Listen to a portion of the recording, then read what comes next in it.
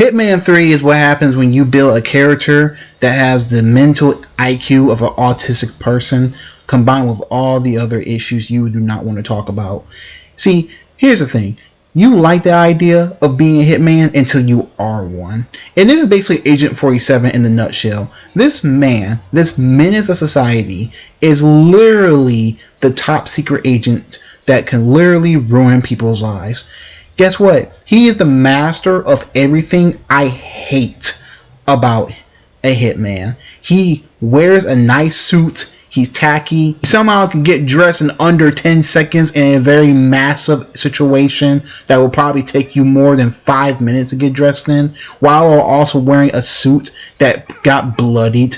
You know, all the nice amenities that you get from being a hitman. Let's make this clear right now. Hitman 3 is literally Agent 47's storyline mixed with a little bit of cocaine, dabble it up in fentanyl, and you got yourself a nice, wonderful Hitman story. And I mean, look at this guy. He's a wonderful, abstain, great, friendly person in society. I'm sure nothing's wrong with him. Besides the fact that he could have mental issues that we may not know about, or even the fact that this man is slowly deranged himself to believe that he is cared about, even though in most games that you play as Hitman, which is a big focus when you think about how Hitman is. See, my issue is this, and that is Hitman 3 is a very fun game if you ignore the fact that the story is kind of just there to be there. And one of my biggest pet peeves I had about this game was that when it came to playing a game that has such a wonderful background of maps, sandbox kills, and all these things, at the end of the day, it's more, I consider it as a walking disguise simulator of sorts. Not saying that Hitman 3 is a bad game or is like horrible. I don't think it's any of those nature, but I do believe that the game can have bigger potential if it wasn't routed by the company's stupendous idea to try to patch and mark what the Hitman Pass is, which, by the way, you probably don't know this, but if you go on the Hitman actual Steam store, you'll actually see that there's a fucking little pass you can get.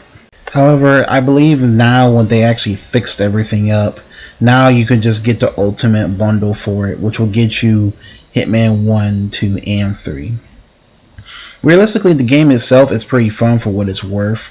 And yes, I do talk shit about the mechanics because obviously they're going to be funny mechanics, like him being able to, change clothes in 10 seconds or so, but the game itself is pretty fun for what it's worth, and I highly recommend for most people who never really played any of the Hitman games, especially like the recent one that came out before the 2019 Hitman game came out, that I highly recommend you play these games.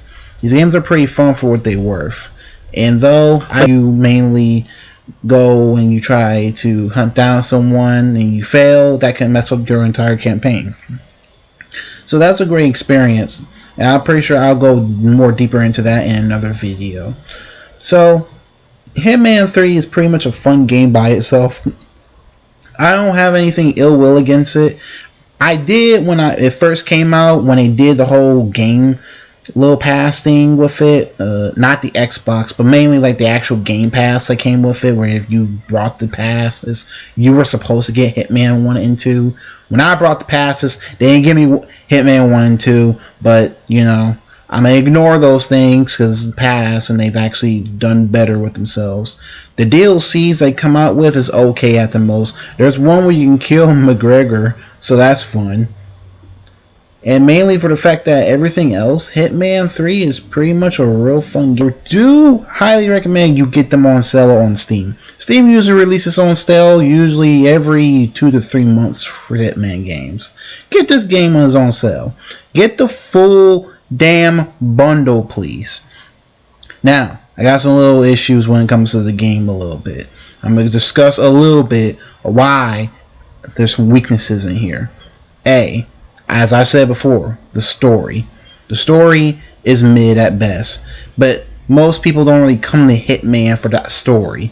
They come for the killing and sandbox way of how to take out your own targets.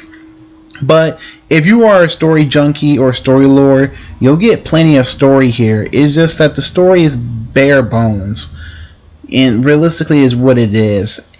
You work for the ICA, you are being handled by the one and only Diana. And realistically, her major job as your handler is to send you on missions that will be increasingly gets harder and harder. Through the first game, leading up to the second game, you will go through this, and I highly suggest you take more focus on the story-based objectives that you can do for them, as it gives you a lot more insight in the story if you're the type of person that cares about those things. If not, don't worry about them. But one of the biggest core features of why this game is very important to people is more because, yes, it has a sandbox, but mainly for the fact that the story holds itself accountable for what's going on. Diana, who is your handler, ends up eventually finding out that you were technically sent to kill her own parents. Spoiler warning, but unfortunately it happens.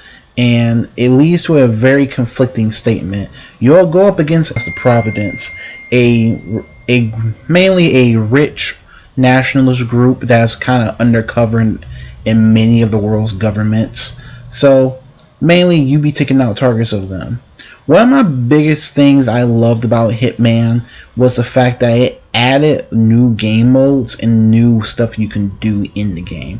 For example, Freelancer was such a wonderful addition to the game because it added the ability to take out random targets in a kind of like a pseudo collective roguelite Hitman game. Because basically in the game mode at the end of the day, I cannot be mad at all. While this is a small review about the game, I am going to be going into more depth details about what makes the game fundamentals more fun, including going into the Freelancer mode a lot more. But that will be an upcoming video. As always, I just wanted to just give a brief interview about what the game is, including some funny humor to go along with it.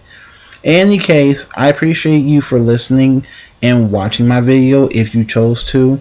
And I thank you for whoever is watching my videos. Like I said, I'm just starting. Like, even with editing and stuff, it's become a really weird thing to me. So I think once eventually I get my feet into the actual YouTube water, I will eventually start like doing a lot more stuff that I actually wanted to do. As always, thank you for watching, and I hope you have a blessed day.